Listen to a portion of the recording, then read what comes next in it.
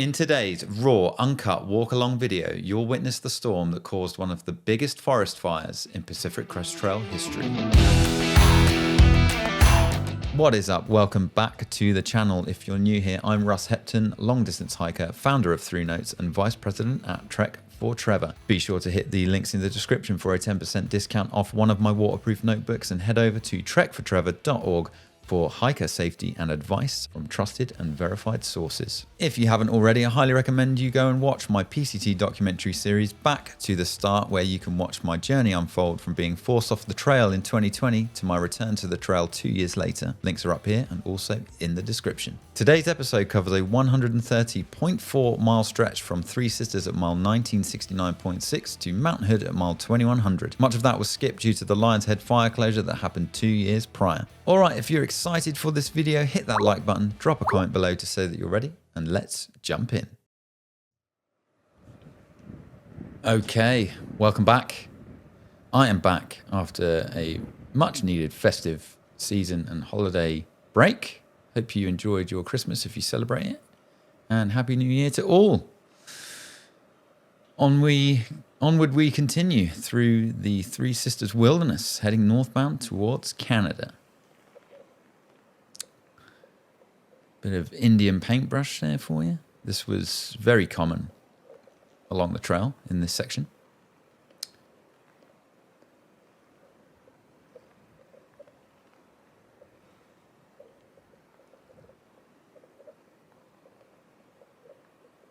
Just love the flowers.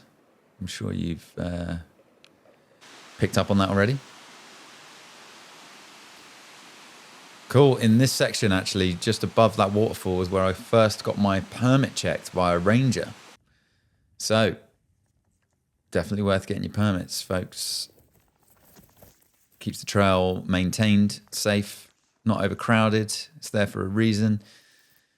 And if you get your permit, you don't have to worry about getting booted off the trail.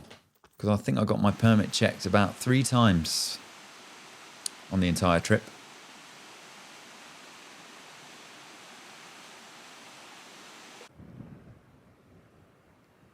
Look at that. Pure volcanic wilderness.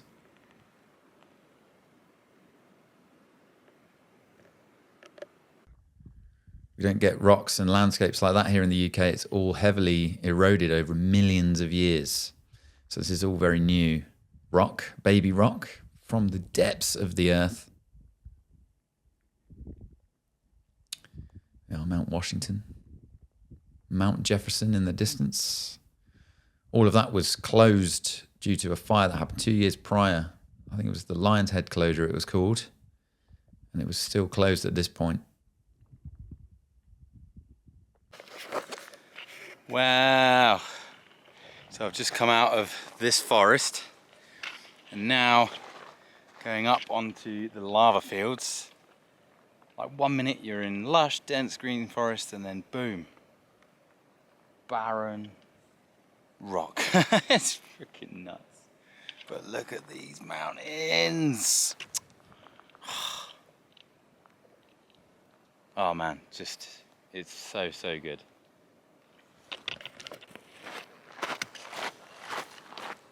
As far as I knew, I was the only one out there. If that was in the UK, this place would be absolutely rammed with people because of how beautiful it is. But out there, there's just nobody there.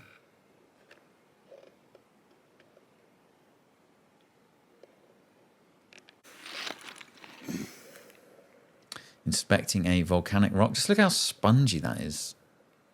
You can just imagine that's just been like blasted out of a volcano and it rained bits of molten rock everywhere and left all of these pebbly bits.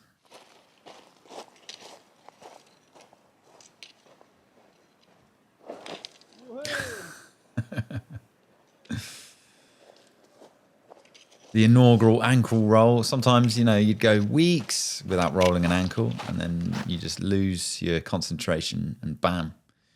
Can happen so unexpectedly. I never sprained my ankle or injured myself, but it can happen just like that.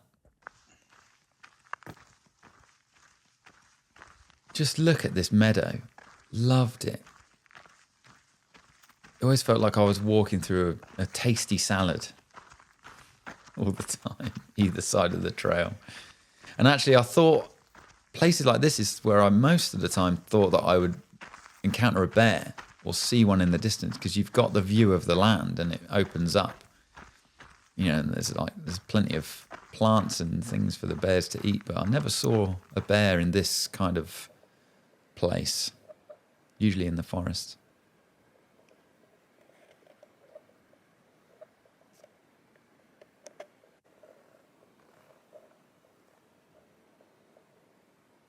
I'll put the names of these plants in the bottom corner, as always, but I just loved these furry little seed pods of this plant. So cool. This plant looks like a European buttercup, but I don't think it is. I'll have to check.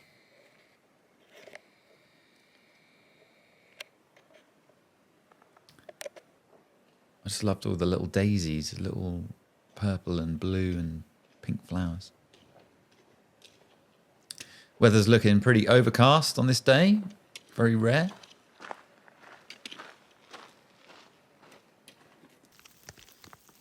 And the rain. It's raining.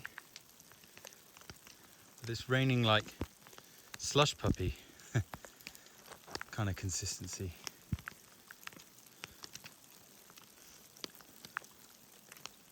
Wow.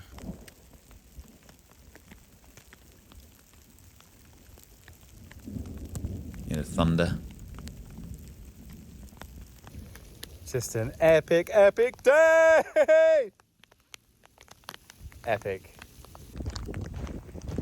It was this storm that caused a chain reaction of wildfires because of lightning strikes and failing power lines in Northern California and Southern Oregon, basically where I started, and it closed all of the trail I'd just hiked behind me. So I was really lucky. I started in the right day, in the right spot, to manage to get ahead of all of this. If I'd started a day later or in a different spot, I probably would have been displaced along with hundreds of other hikers over hundreds of miles to skip. Ah! It's actually hailing like Malteser-sized hailstones, and they're fucking caning. Ow! Holy shit. We don't get hail that big in the UK either. I've got no shelter whatsoever. Even through the frog tops, Holy shit. it was really hurting. So they don't smash holes in my bloody raincoat.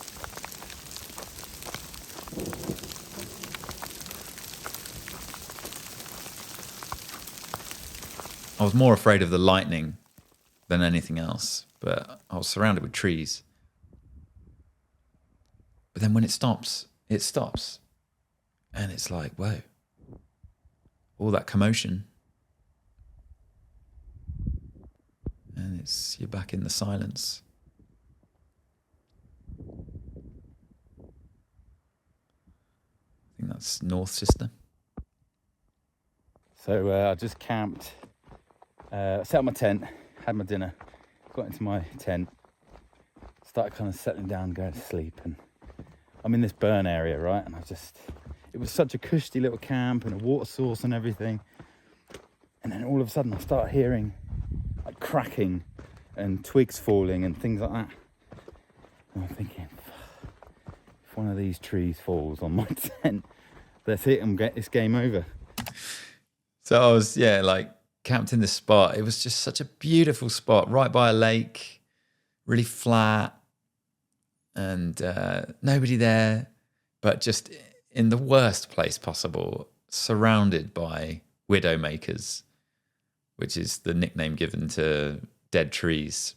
And you don't want to be camped surrounded by dead trees, but it's just so tempting in that spot.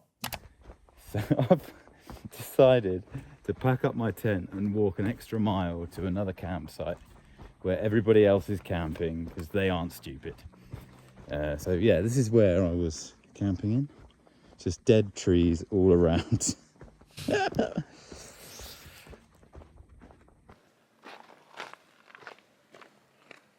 think this is the following day after camp. You can see the smoke in the air now from all of the new fires that have just started because of that storm way south. So the wind has carried this smoky haze further north. And at this point, I didn't actually know how bad the fires were. I had no idea. I hadn't had any service for a few days. So I was on my way to Big Lake Youth Camp, and it weren't until I got there that I found out just how bad the fires further south really were.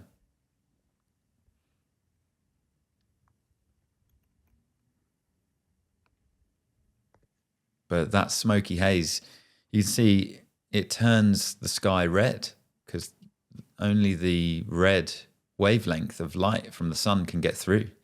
So it looks like the evening all day.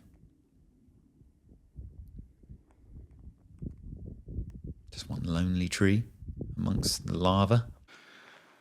Hello, it's your resident trail hunter coming at you via the little camera lens. So, quick trail update. I just stopped in a place called Big Lake Youth Camp. First signal for a few days.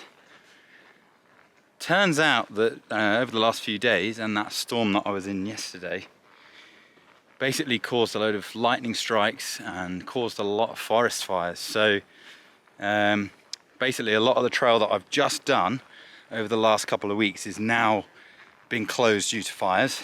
People were getting kind of caught out in the fires and having to like make a very quick, speedy escape from the trail. Sounds pretty hectic. And so luckily for us in our bubble, we kind of got ahead of that just in time. But it also means that there could be fires elsewhere further north from here. So up in Washington, there's been rumors of a fire up in Mount Rainier National Park. And it also means that when I'm heading south, after I've been to Canada, when I start heading back, there could be fires in NorCal heading south. So it's looking unpromising. Like, you know, fires happen every year. I think last year people had to skip like 400 miles due to lots of fires in NorCal. But I don't know. For me, like, as long as I'm hiking most of the trail this year, I can always come back and finish the fire sections another day. But regardless, I'm gonna still be gunning for the Sierra. I'll still be gunning for a Canada-Mexico monument touch. And it still means that I'm out here for 6 months. Like, it feels a lot less important to do every single mile right now because I'm doing most of it and I'm here, and it's not like a global pandemic has suddenly struck the planet and I'm having to go home. So fires, can't avoid them, not the end of the world. Yeah, so like compared to 2020, with all of like COVID kicking off, having to get off trail, the fires for me at this point were just like, what can you do? But at least I don't have to go home. And later on in the series, you'll discover why starting where I started and skipping ahead in all these fires, starting where I started was the best decision I could have ever made. But anyway, I'm now heading to a highway, which is going to take me into a place called Bend. Then I'm going to take a zero, do a resupply. I'm going to forward some spikes and an ice axe up into Washington from here. See all the mosquito bites on my arm. Up before I hit some snow. And yeah, going to do some laundry, all of those wonderful fun things that thru hikers love doing when they get into town. So yeah, Big Lake Youth Camp, definitely stop there. Like, all donation based, really friendly people, great food, and sodas, and they have a PCT hiker hut with showers, toilets, full kitchen facilities, big table and loads of chairs for you to sort your gear out. Brilliant, yeah. Highly recommend Big Lake Youth Camp. It was amazing. I think they were a religious youth camp, like Christians. You could just go in, have a good time. This is Sprout. She hadn't showered for like a month. Idaho, going to school to be a vet. Oh, where in Idaho? She lives in Caldwell. I'll probably get demonetized on this video for having the music in the background, but hey ho. Yeah, it don't matter. I mean, they're awesome kids. They growed up good, and we just... I just don't know. Is that rain or is it smoke? Smoke. It's smoke? Smoke.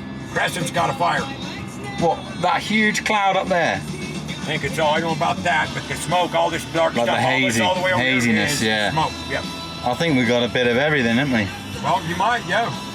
I'm not saying it ain't rain, but it's supposed to be clear and 105 over here. Wow. Yes. No, I don't care you. I didn't know you're alone, you're a woman, you know, I'm just Yeah, asking no, you. a lot of people...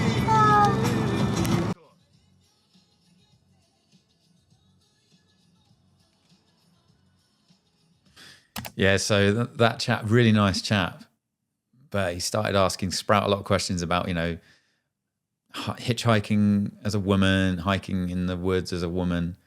And he literally was just like, I wouldn't have picked you up if it was just me on my own. He said he only picked us up because Sprout was there, which is fair enough.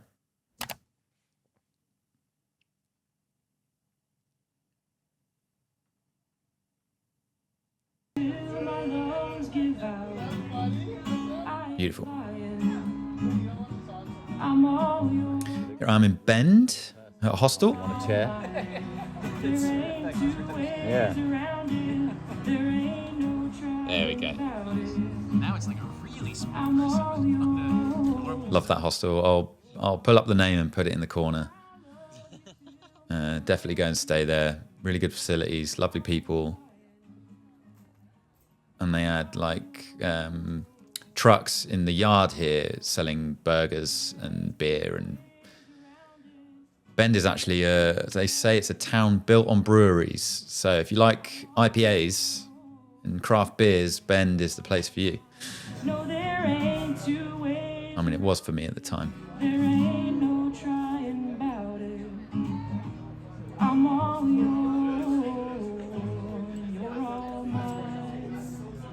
Just a wholesome time in Bend.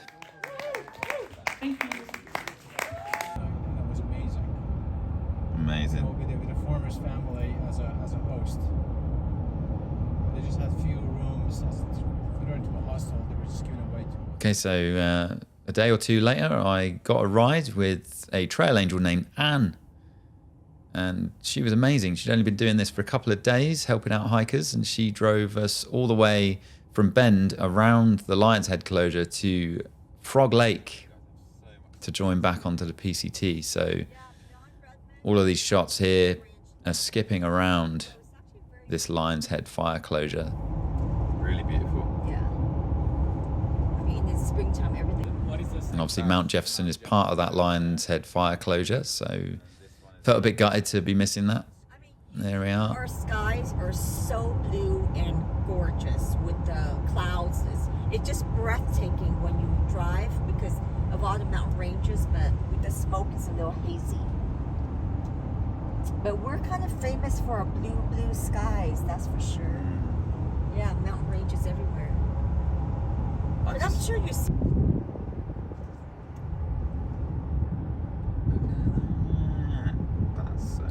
Yeah, I was super lucky. When I got to the Canadian border, I found out the Mount Jefferson Wilderness had reopened. There. So I was able to stop on my way, driving back south to where I started. I stopped and completed the Lion's Head closure.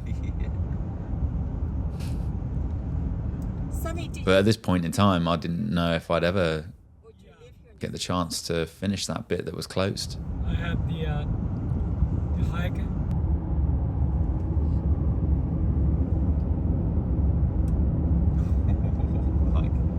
Look at that, Mount Hood. These are branches or left or right, but I don't see any. So close to Washington at this point. A good photo with the mountain and the trees, you know. By the way, they all also have rooms. Like it's a lodge, it's a hotel. Right, You can right. actually rent rooms. Yeah, it's like a historic Yeah, it's a historical site. lodge. I don't know how much the rooms rent, but I'm pretty sure they are pretty pricey.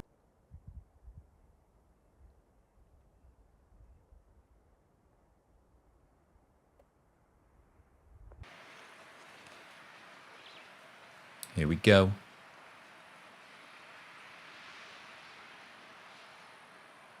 Dropped off at Frog Lake, and then a 10-mile walk to the Timberland Lodge, which, if you don't know, is where The Shining was filmed.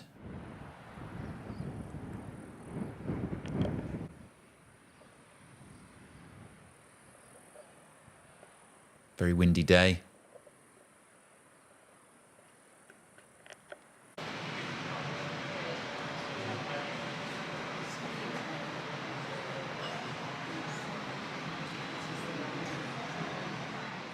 Big old ski resort.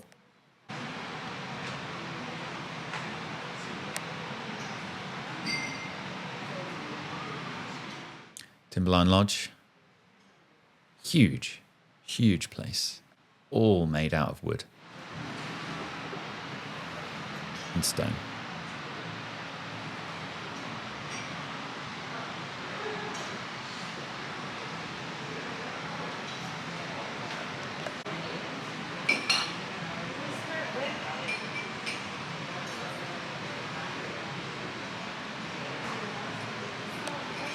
Making me hungry just thinking about the breakfast buffet. Just spent like a zero in Bend, and it was amazing. Had a really good time. Really great motel, and had a shave. Fly, bought some gear, sent it to Doug in Texas.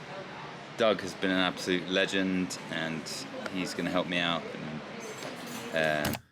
So, for those of you who don't know who Doug is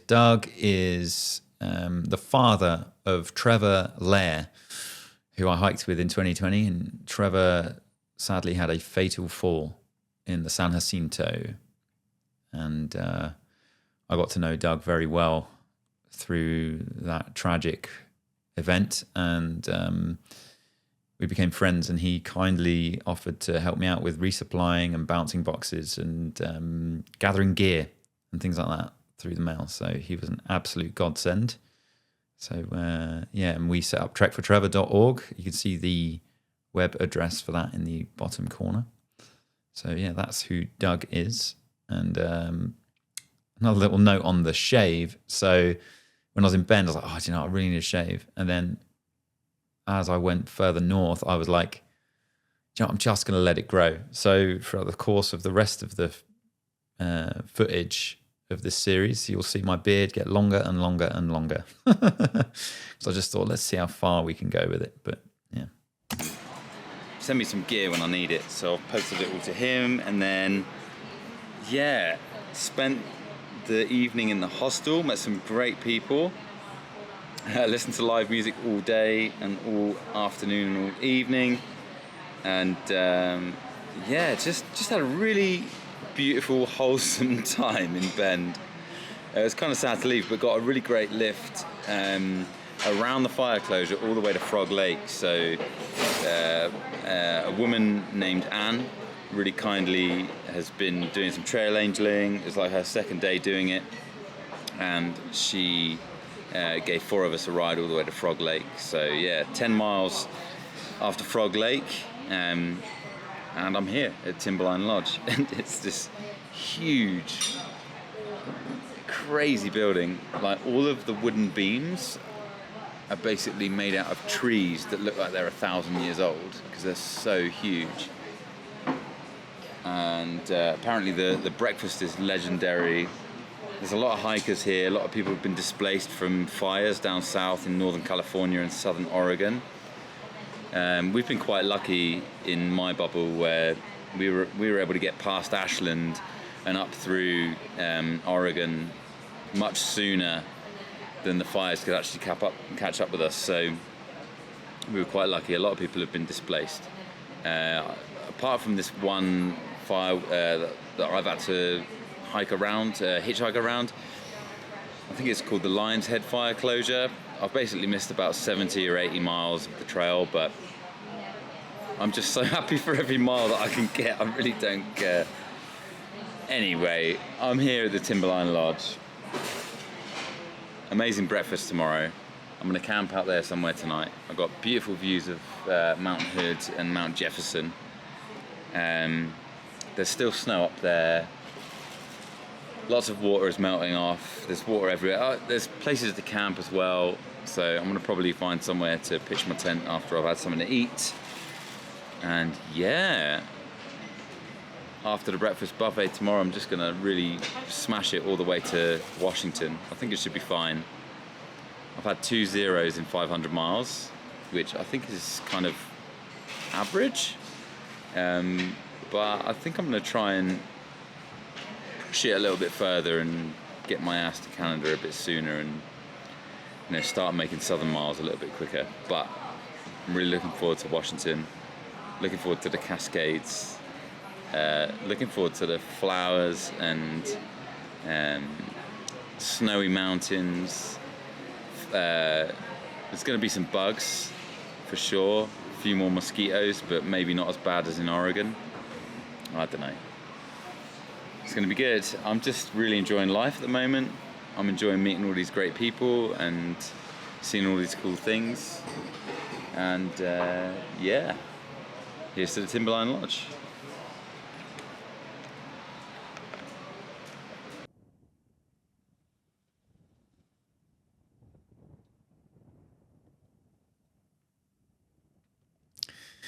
Thought I'd take a little walk up to the side of Mount Hood, get some views.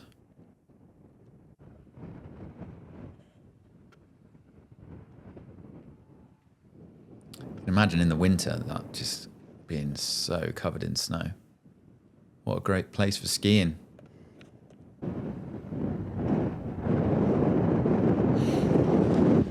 Well, I'm sat on the side of Mount Hood in Oregon. We've got a Timberline Lodge just down there, a ski slope here. I just can't believe that I'm here. I can see Mount Jefferson over there. I can see the Three Sisters. See where we started down there by Frog Lake. Way down there. My mind is just blown that I'm just able to just sit here and take it all in. Just miles of mountains and then volcanoes just peppered across the landscape. Washington State is just 2 days away. See all the sweat on my dad's baseball cap. And then I've only got like another 3 weeks and I'm hitting the border. And then it's south we go.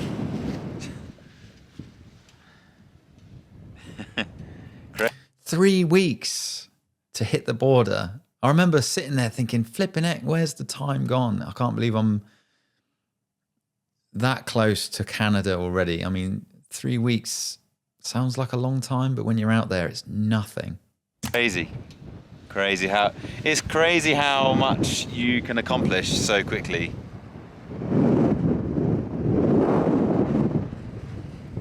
Anyway, it's getting windy now, so touch base in the morning.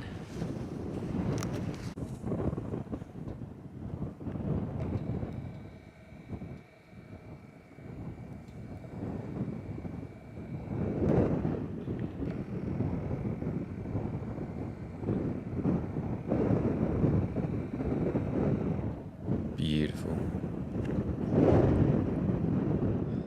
It's true, the camera doesn't do it any justice.